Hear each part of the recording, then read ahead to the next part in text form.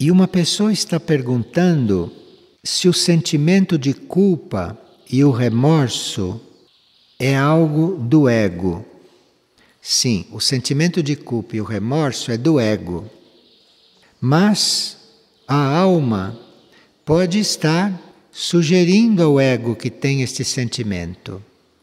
O sentimento é do ego, mas isto pode ter sido inspirado pela alma para que o ego venha equilibrar certas coisas passadas, certas coisas feitas no passado. Está claro isto?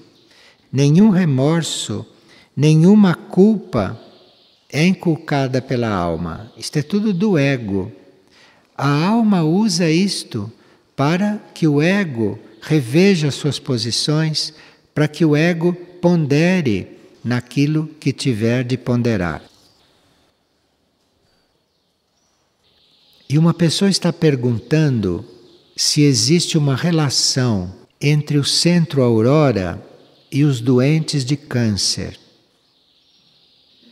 A aurora, como centro de cura, tem uma relação com tudo que está para ser curado.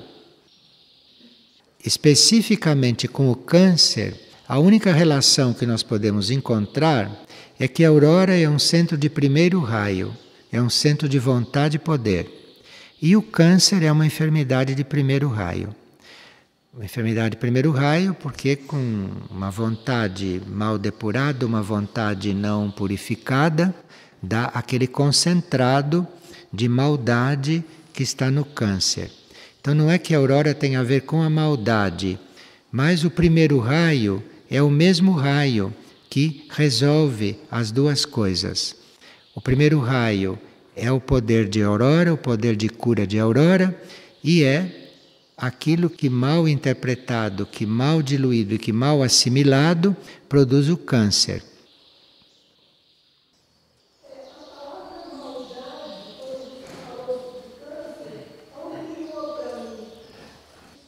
A relação entre a maldade e o câncer, enfim.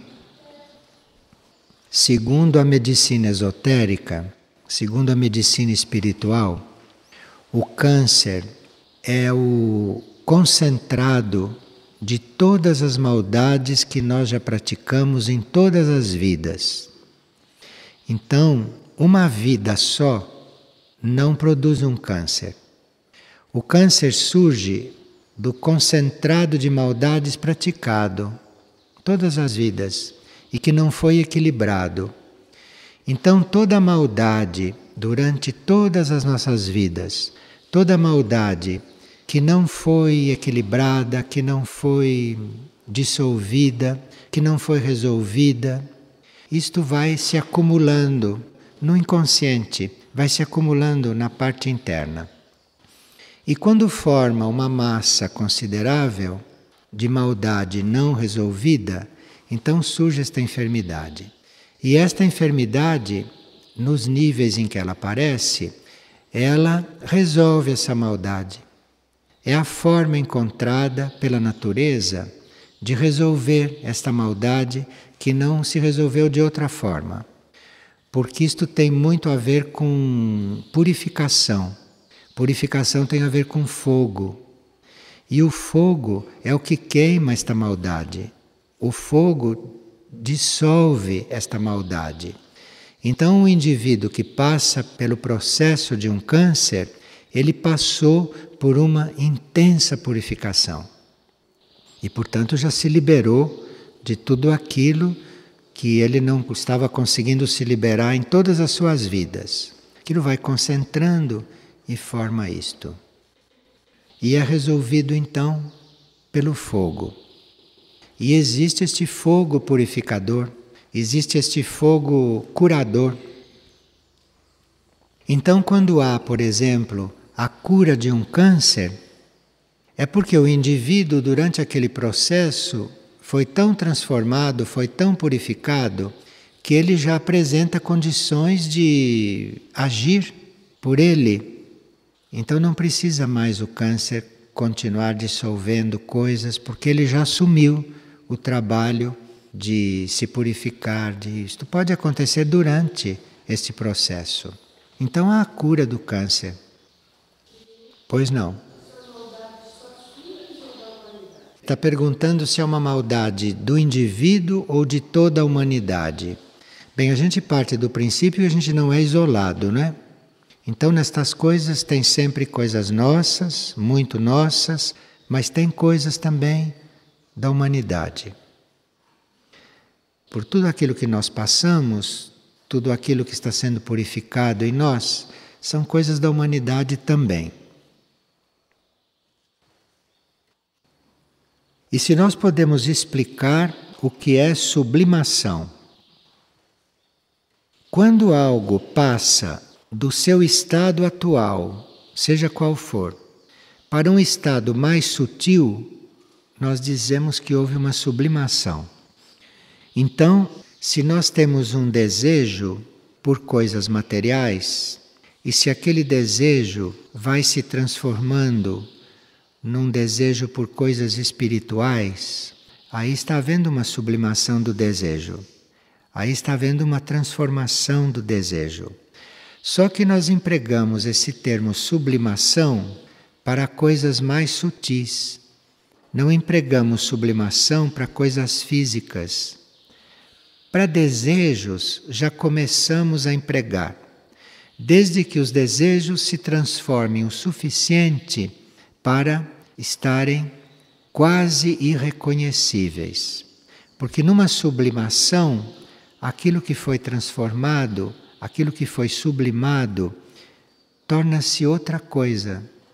Porque este movimento da sublimação foi feito pelos núcleos internos de consciência e, com a participação dos nossos núcleos mais profundos, naquele movimento de elevação, todo o material impuro é liberado.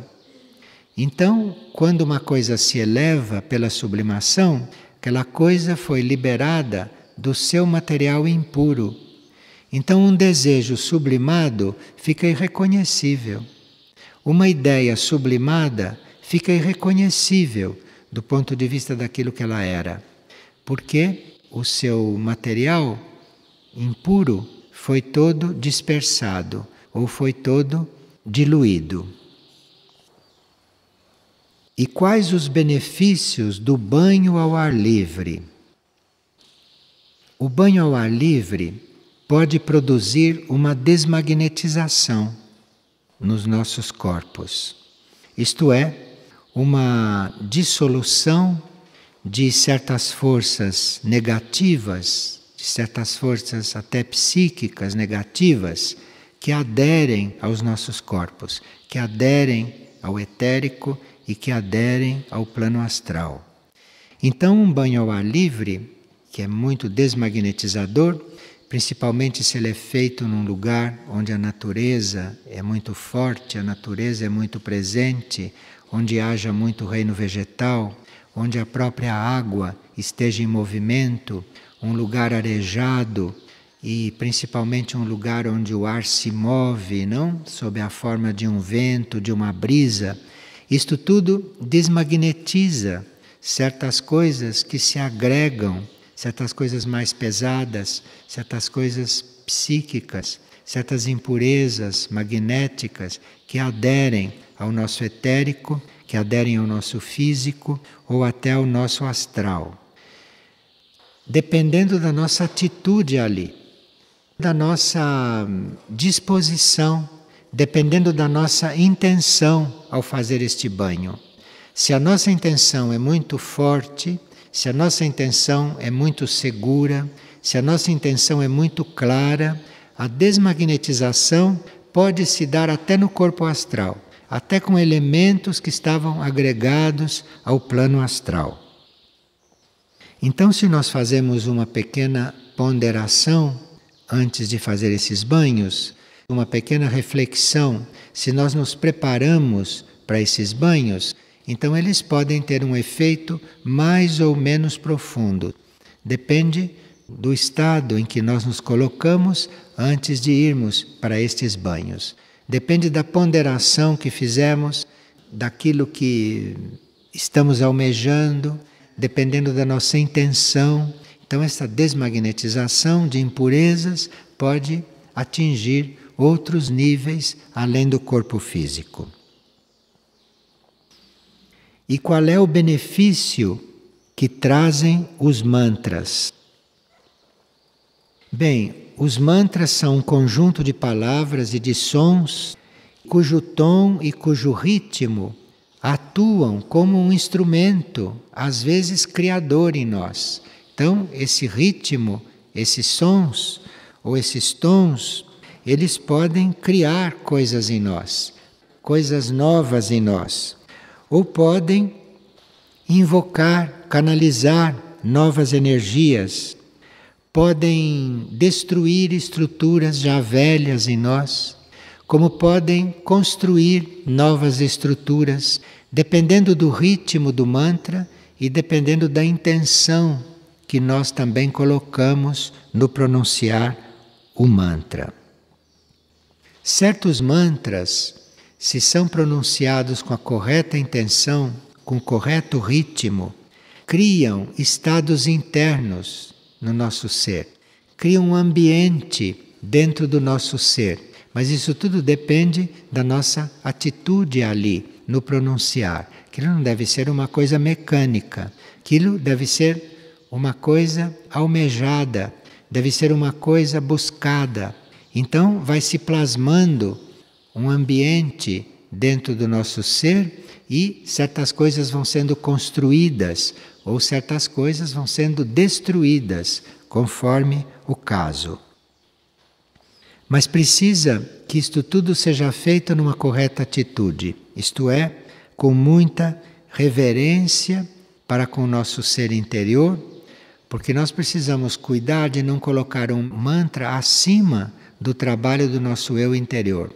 Quando você está usando um mantra, você está colaborando com o trabalho do seu eu interno.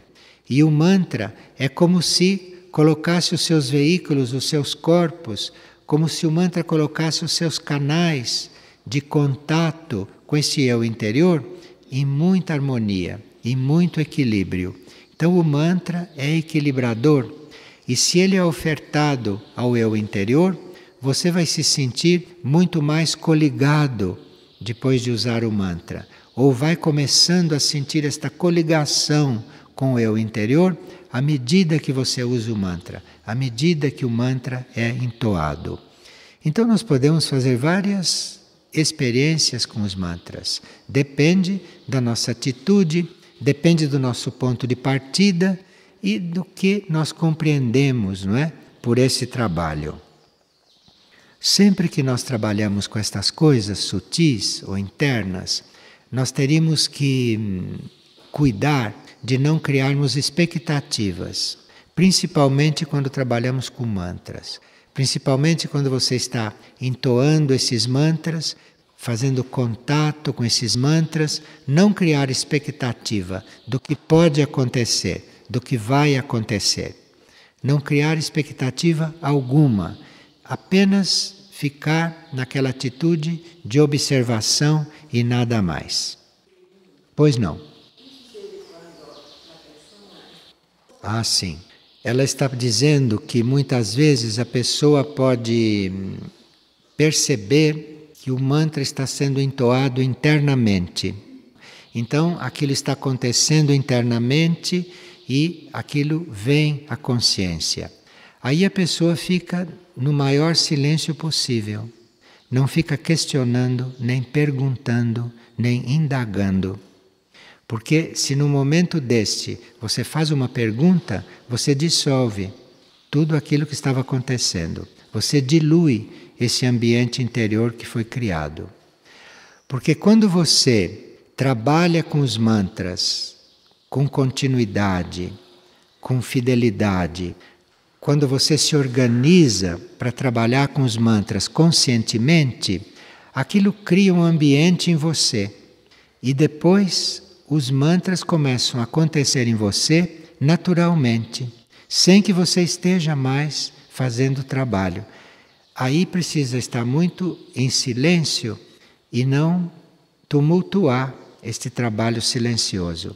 Aí é só ouvir, é só escutar, é só perceber o que vem de dentro, sem nenhuma pergunta. De onde vem isso? Que mantra é esse? Não estou ouvindo bem. Enfim, qualquer coisa que venha de dentro, a gente se põe imediatamente em silêncio, numa atitude de total receptividade. E aí, aquilo que tiver que continuar vindo à consciência, ou aquilo que tiver que emergir, emerge. Mas qualquer pergunta, ali naquele momento, interrompe o processo. É muito diferente do processo inicial, no qual você tem que perguntar o que é que eu sou. Você tem que perguntar, você tem que usar a mente no início do trabalho espiritual. Mas quando o interno começa a responder, terminaram as perguntas. Aí é só silêncio. É silêncio, receptividade, que é para isto vir com mais facilidade. Se a alma pode ceder os veículos da personalidade para uma outra alma mais evoluída, a mente e a vontade podem colaborar nesta oferta. Veja, quem cede os corpos é a alma, não é a mente. Nós podemos fazer uma ponderação a respeito deste assunto. Podemos ver qual é a nossa posição diante da transmutação. Qual seria a nossa posição? Eu vou ceder os meus veículos? Eu não vou ceder os meus veículos? Mas não é com a ponderação que nós vamos decidir uma coisa destas. Quem decide um fato tão básico e tão importante como este para a eternidade, quem decide isto é a alma, isto não é a mente. A mente e a nossa ponderação deve dispor-se a fazer uma vontade superior, mas não decidir pela transmutação, mesmo porque não tem poderes para isto. Pode se auto-hipnotizar, pode até se desviar daquilo que está fazendo por causa desta decisão mental. Nós ficamos em um veículo o quanto temos que ficar. Nós temos que cumprir algo dentro de um veículo. Aquele veículo depende da nossa energia interna para ele ter certas evoluções, ter certas mudanças, certas transformações. Então a ponderação tem que entrar nestas coisas. E nós não nos confundimos, nós não podemos mentalmente oferecer o veículo. Porque quando nós mentalmente oferecemos o veículo, alguma força maléfica que esteja em torno pode encostar nestes veículos, pode chegar, se aproximar, pode começar a influir, porque nós oferecemos. Então temos que ponderar sobre esses assuntos. A mente humana nada sabe a respeito do destino, a respeito do uso dos corpos, a respeito do que a alma veio fazer. Então a mente tem que aprender a ponderar, tem que aprender a saber o que faz, saber o que pensa, saber o que atrai. Esta oferta dos veículos, isto é a alma, porque é a alma que está encarnada. E a alma deve governar a mente, e não a mente ficar fazendo tudo por sua própria conta. Então a ponderação é muito importante diante desta lei. Esta lei existe, o nosso veículo está ofertado ao único, para que o único faça dele o uso que quiser, mas não nós ofertarmos os veículos para uma outra alma. Isto é falta de nós termos ponderado a respeito desta lei. Não temos compreendido bem a extensão desta transmutação. E uma pessoa está perguntando se certos esportes, mesmo que não sejam competitivos, se são considerados evolutivos. Olha, os esportes são para aqueles que estão polarizados no plano físico. Quem não está polarizado no plano físico, quem está polarizado na alma, não tem nada a ver com esporte. Então, não existe mais trabalho com esporte para quem está polarizado na alma. O esporte é muito útil, muito saudável, pode ser muito positivo, mas é para quem está polarizado no físico. Quando a sua polarização não está mais no físico, o esporte é contraproducente. Então, uma coisa que é tão positiva para a grande maioria é contraproducente para quem já está buscando uma polarização na alma. Mesmo o esporte não competitivo. Não tem sentido fazer esporte se você não está polarizado no plano físico, no corpo físico. Então, são os planos interiores, é a energia interna, são os canais que já estão abertos, é que cuidam do seu corpo físico nesse sentido. Então, quando em um centro espiritual há quadras de esporte, quando num centro espiritual se organizam atividades esportivas, é porque os membros daquele centro são principiantes, porque ainda tem muito que resolver no seu equilíbrio físico, através do esporte, através do trabalho físico.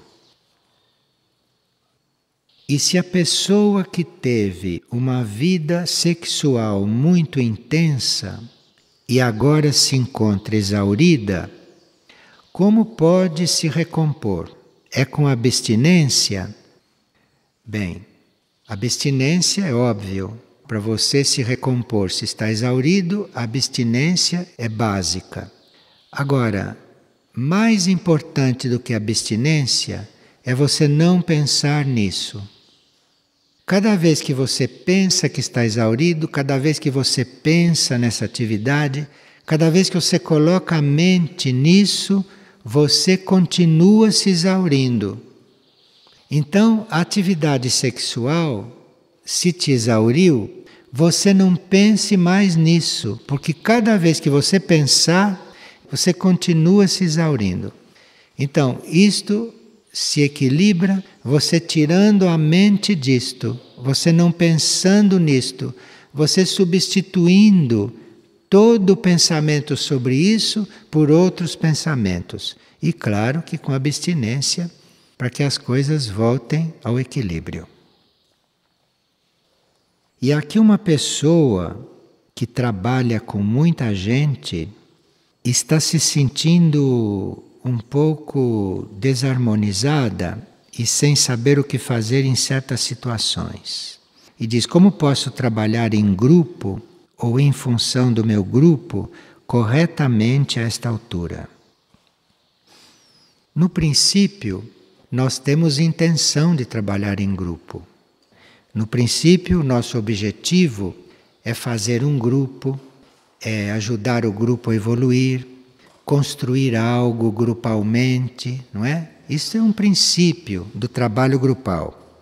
Agora, a uma certa altura, o objetivo não é mais trabalhar em grupo. Se o grupo já foi formado, se o grupo já está harmonioso, se o grupo já está inteiro, se o grupo já está maduro, o objetivo deve ser cada um fazer contato com a própria alma e com a própria mônada. Cada um deve estar ali no grupo com o objetivo de aperfeiçoar o próprio contato. Porque aí o grupo já serviu para que as pessoas amadurecessem nestas intenções. Mas na hora que já amadureceram, cada um vai aperfeiçoar o seu contato. E aí, a partir deste contato, é que o grupo se confirma como grupo ou não. Ou há uma seleção dentro do grupo, ou há um remanejamento dentro do grupo. Remanejamento porque, se nós estamos em grupo, estamos cuidando das leis grupais, estamos nos interessando a prestar um serviço grupal, tudo isto é muito positivo, tudo isto é o início. Mas quando isso já está bem formado, quando isso está bem maduro, enfim, quando este grupo já existe, então aqui vai acontecer uma coisa, aqui vai haver uma seleção, porque aqueles que fizeram o melhor contato com o próprio eu interno, vão ter mais clareza da própria tarefa. Ou vão ter uma outra tarefa.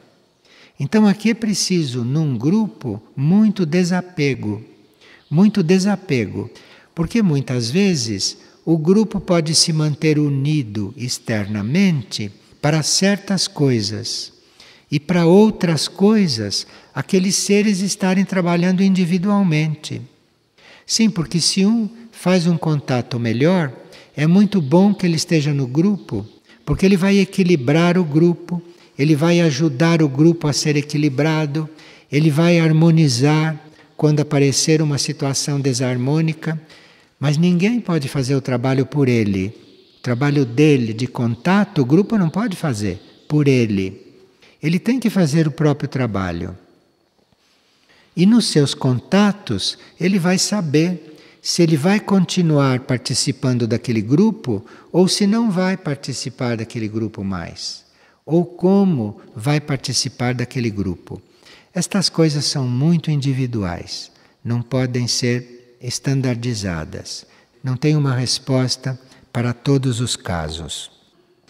Agora, esta pessoa que começou este grupo há 8 anos e que trabalha com muitas pessoas, então ela precisa, neste momento, cuidar do seu próprio alinhamento com o seu eu interno para ver se é para continuar com isto ou se o eu interno vai indicar outra coisa. E neste alinhamento, ela pode até encontrar uma pacificação para continuar lidando com este grupo que ela já criou.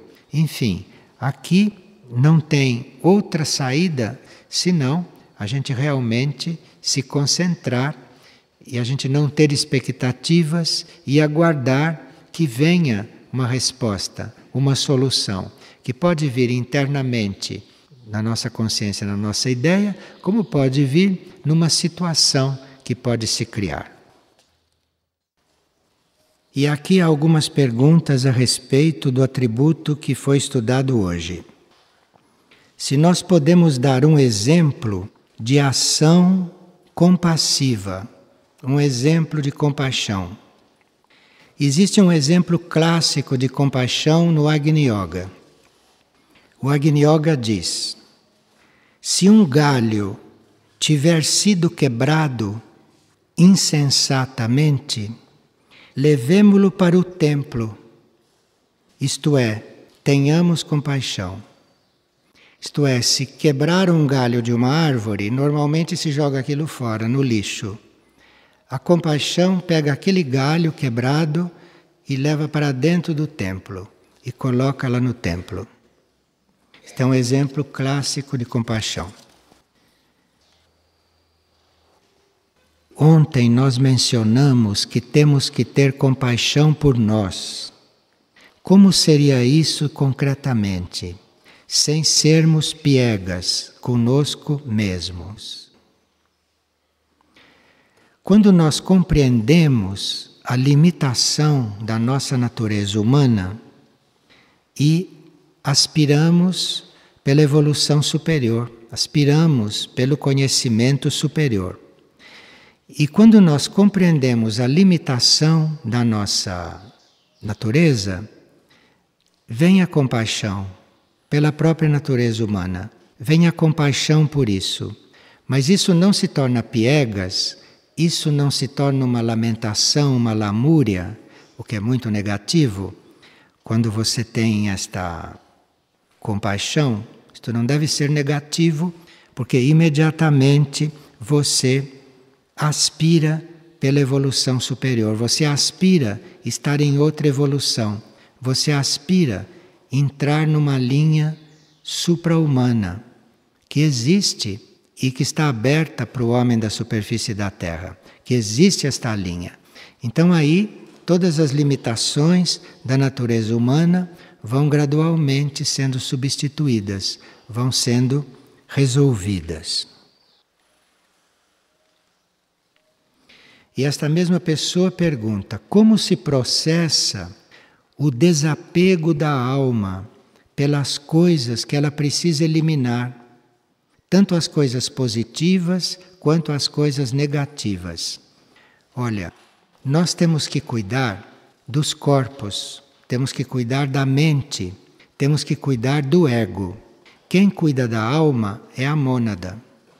Então, se nós tomamos conta do ego, se nós controlamos os corpos, quem cuida da alma, quem ensina a alma, quem dá à alma a força para ela realizar o que tem que ser realizado, inclusive o desapego, é a mônada. É a mônada que faz este trabalho. Atualmente, nós estamos buscando não só este alinhamento da personalidade com a alma, mas estamos já avisando, estamos já antecipando a nossa aspiração para que a nossa alma se una com a mônada. Então está havendo um duplo alinhamento.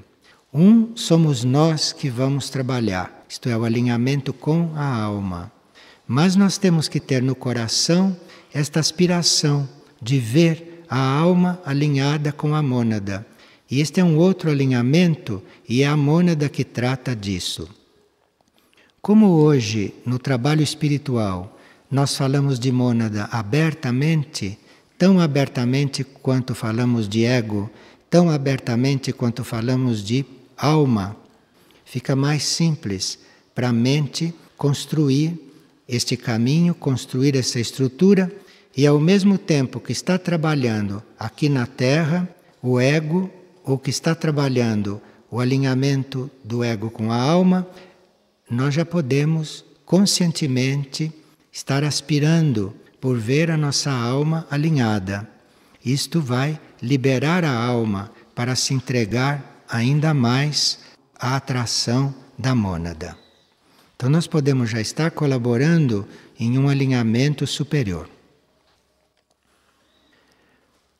Uma pessoa estava fazendo exercícios com os olhos fechados e viu os seus lábios completamente cerrados, bem delineados. E o que significa isto? Quer dizer controle da palavra, lábios cerrados, boca fechada, controle da palavra. Os símbolos internos não nos mostram coisas para depois. Naturalmente, se ele fosse falar conosco, teria muitas coisas para dizer. Mas um símbolo diz uma coisa de cada vez. E diz a mais urgente. A mais urgente para o nosso ser interno não é a mais urgente para nós.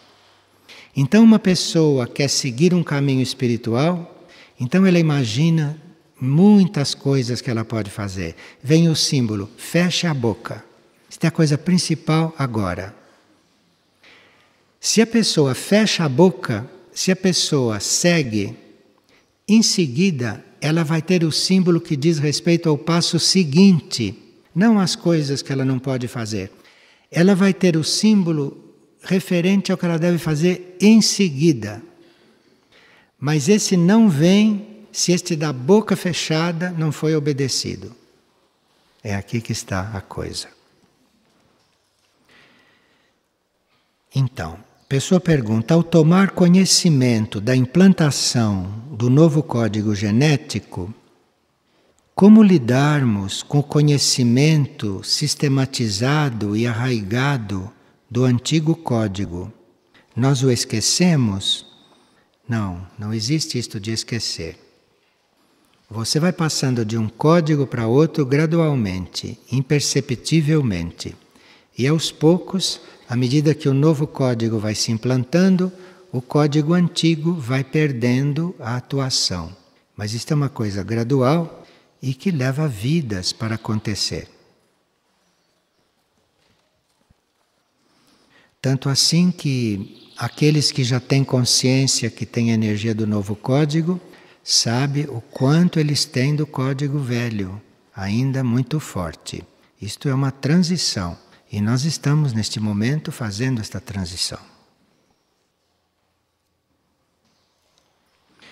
Bem, aqui uma pessoa está muito numa situação difícil, porque ela tem um pai de 74 anos, cuja esposa, a mãe dela, desencarnou há 6 meses. E ele entrou num estado de semidepressão e ela quer saber como ajudá-lo. Esses seres que se consideravam realmente esposos, estes seres que eram verdadeiros companheiros, estes seres, em geral, eles encarnam juntos e desencarnam juntos. 2 verdadeiros companheiros neste campo, um não deixa o outro aqui na Terra. Os 2 desencarnam juntos. Isto não é o caso de todos, né? É o caso desta pessoa. Porque, eventualmente, estes seres vieram juntos, praticamente juntos, com uma pequena distância de tempo, para fazer um trabalho juntos. E, terminado aquele trabalho, retornam juntos, porque nenhum e nem o outro tem outra razão para viver aqui sem o outro, por causa do trabalho que é para ser feito juntos. Esses que formam esses matrimônios, como este, vieram para viver esta união aqui. Não tinha uma coisa mais importante, porque vivendo esta união aqui, iria acontecer muitos entendimentos entre as almas, muitos entendimentos entre eles, ou iria acontecer uma superação deste estado matrimonial terrestre, ou destes tipos de união terrestre. Então, resolvido aquele assunto entre eles, desencarnam juntos. Nesses casos, quando há uma pequena diferença nas datas da desencarnação, quem fica, geralmente fica um pouco deprimido. Não fica deprimido de saudade, fica carente da energia do outro, porque trabalhavam juntos. Não era uma energia que funcionava sozinha. Essas pessoas que ficam viúvos ou viúvas e que vivem ainda muito tempo, são pessoas que não são o mesmo caso. Estes que vêm e vão juntos e que não podem ficar um sem o outro, isto não é por questões sentimentais, como neste caso. Isto é por questões de energia. É porque quando encarnaram, um contava com a energia do outro para se manter aqui. Geralmente não são pessoas materialistas. Parece que são muito ligados, mas não é. É o contrário. Por não serem materialistas, um contava com a energia do outro para conseguir ficar aqui. Então, quando um retorna, o outro sente muita falta. E num caso assim, nós teríamos que lhe dar um amor todo especial para tentar suprir e equilibrar até que chegue a data dele e se reencontrar lá com a sua companheira de energia. Isto é uma questão de energia, hein? Não é outra questão. Porque na área espiritual há tantas mulheres e os homens são em número menor. Bem, levemos em conta que o planeta está entrando na sua polaridade feminina. Está começando a desenvolver a polaridade feminina. E desta forma, muitas almas podem estar nascendo em corpos femininos. Vocês não se iludam com homens e mulheres aqui. São almas, são as mesmas almas, só que sempre encarnavam em corpos masculinos e agora estão encarnando em corpos femininos. Muitas estão encarnando em corpos femininos, porque é a energia, é a polaridade do planeta que está ajudando, que está atraindo. Não sei se em todos os corpos femininos tem uma verdadeira mulher dentro. Não sei. Então, aparentemente, são mais mulheres do que homens. Mas na realidade, não deve ser assim. Porque as almas, não é uma questão de em que sexo estão encarnadas. As almas estão no caminho.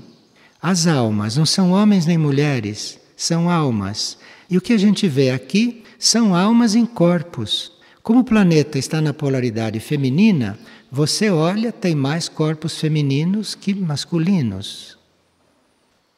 Mas as almas são todas iguais nesse sentido. Não tem homem e mulher na alma. Tem polaridade também na alma, mas não neste sentido que está colocado aqui.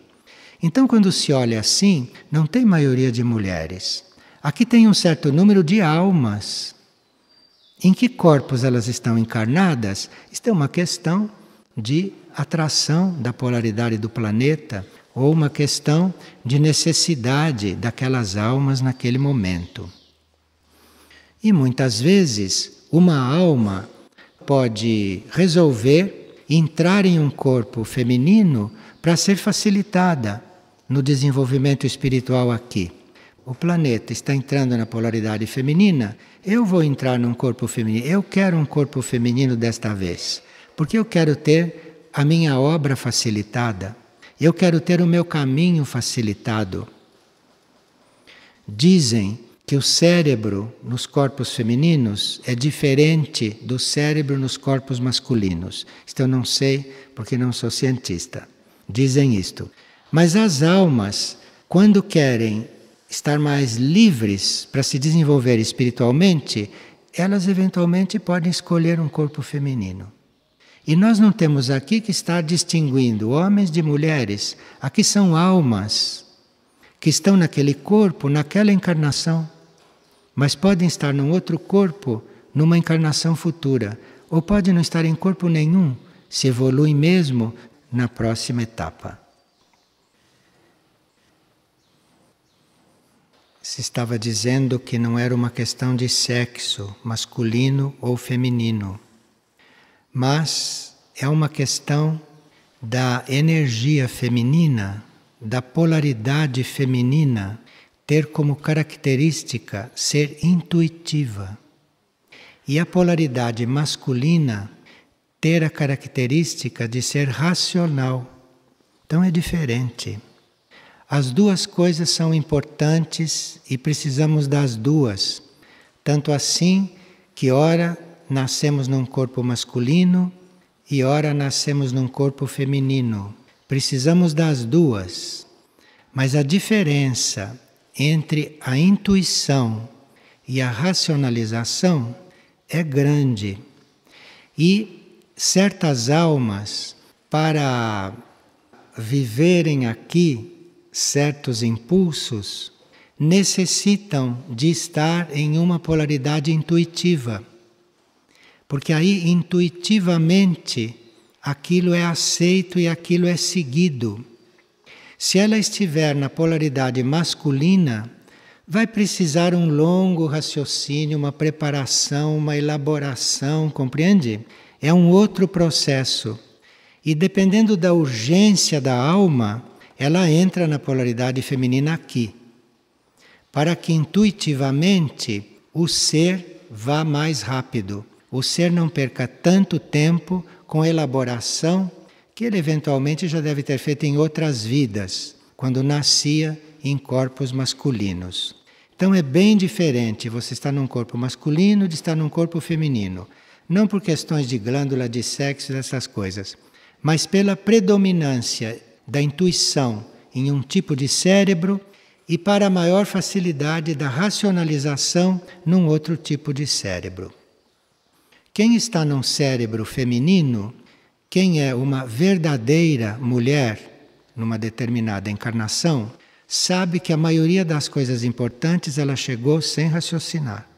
Ela chegou por pura intuição. Sabe disso, já experimentou isto. Nem todas e nem sempre. Mas sabem, a maioria, em corpos femininos, que as coisas importantes elas chegaram não pensando, por outras vias. Isto é muito difícil vocês ouvirem de um homem. Pode acontecer também, pode acontecer, mas não é comum. Então são experiências diferentes que nós fazemos em um tipo de cérebro ou em um tipo de corpo e em outro tipo de corpo. Pois não.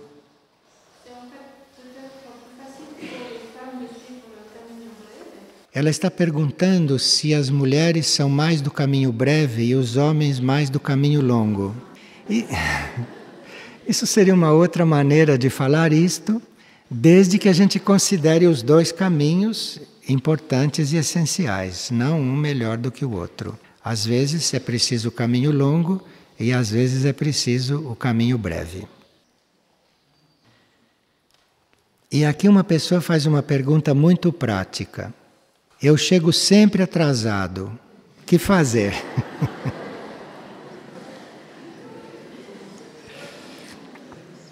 Talvez seja bom que a gente saiba que todo atraso é negativo.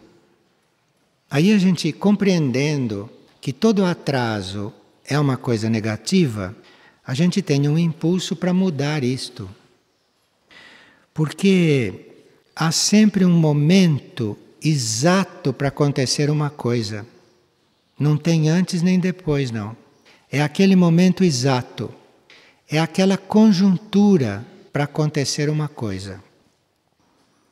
Então, para uma coisa acontecer com precisão e com perfeição, existe um momento para aquela coisa.